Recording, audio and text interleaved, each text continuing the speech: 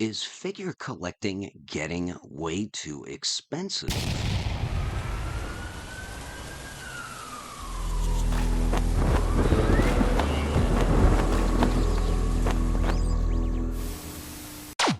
So what is going on, my fellow collectors? How is everybody doing today?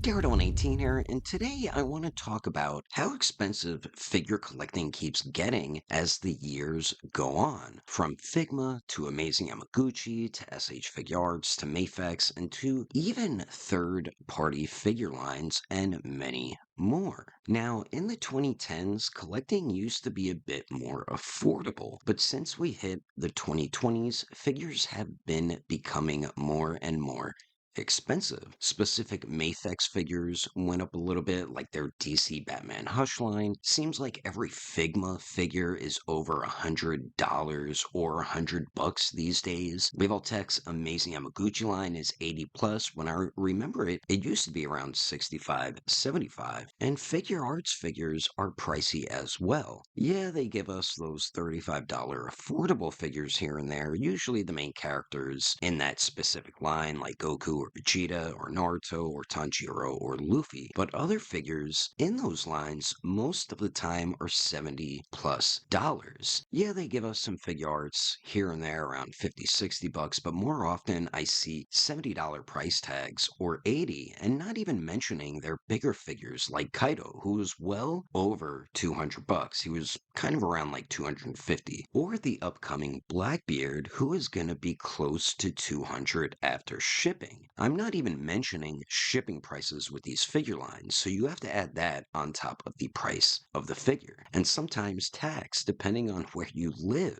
Collecting is just becoming way too expensive, and it makes it not as fun to collect sometimes. Look at the Buzzmod line. Every figure is at least 120 bucks. Then the aftermarket, you're spending way over 125 bucks. Some of them are 150, some you find for over 200, which is insane. You also have the third party lines who want to keep up with these import prices, and they're also becoming more expensive, from $60 to $100 per figure for third party stuff, depending on the figure line. For myself, I had to cut way back big time because it's just becoming too much. I need to cherry pick, and I know a lot of collectors have to do that themselves too. It sucks when you want to try to collect every figure from one line, but it makes it difficult to be able to collect other figure lines. I used to buy every single SH Figure Arts Dragon Ball release, but it's just become way too much between reissues or repaints or premium Bandai exclusives to Tamashii Nation store exclusives to San Diego Comic-Con exclusives and New York Comic-Con exclusives. I just couldn't keep up anymore. There's just so many new and different lines with SH Figure Arts, and I want to be able to buy a little bit from this line and that line and the other line, but I don't want to spend all my money on everything they're making.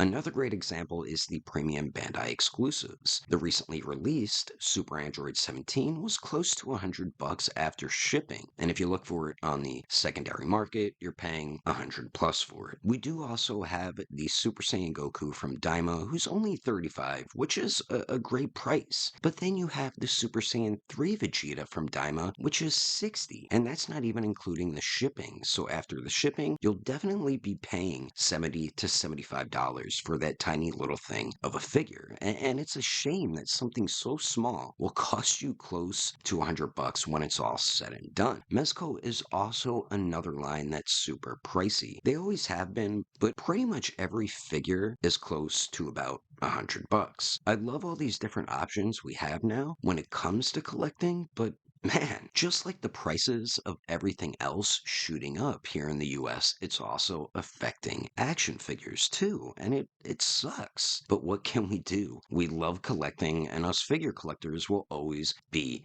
figure collectors and buy new releases of characters we all love, especially when it's a favorite character. You know, as a collector, you will want every version each company makes of that specific character. Now, for me, I buy most of the SH Figure Arts One Piece figures because that's pretty much my favorite series, and same with Demon Slayer. Dragon Ball, I backed off a bit, and truthfully, with Dragon Ball figures, lately I prefer the third party stuff much more over SH Figure Arts because they're making characters we've been wanting and constantly asking for. Plus, they update the articulation on their figures too, like Demoniacal Fit with their 3.0 Goku or Tansen Arts, who are still new making figures, but my god, all their Trunks figures are just flat out amazing. Same goes for Beast Deities with their Dragon Ball figures.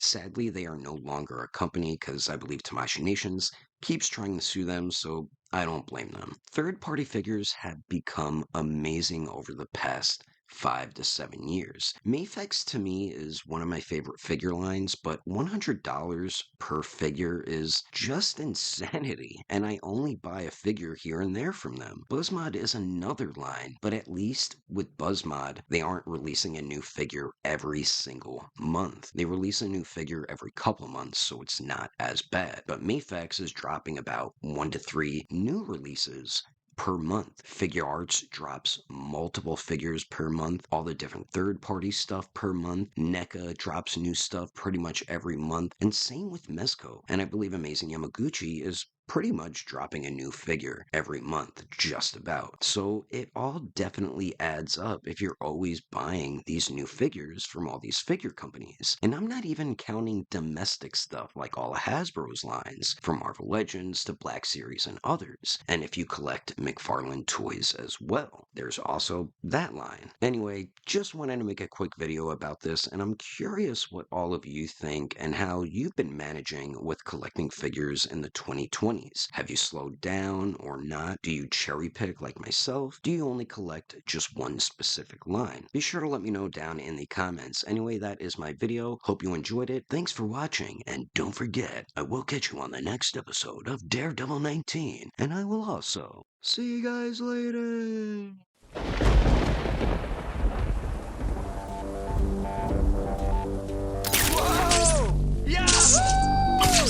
We shall start with revenge. I am the knight. Gonna change the future.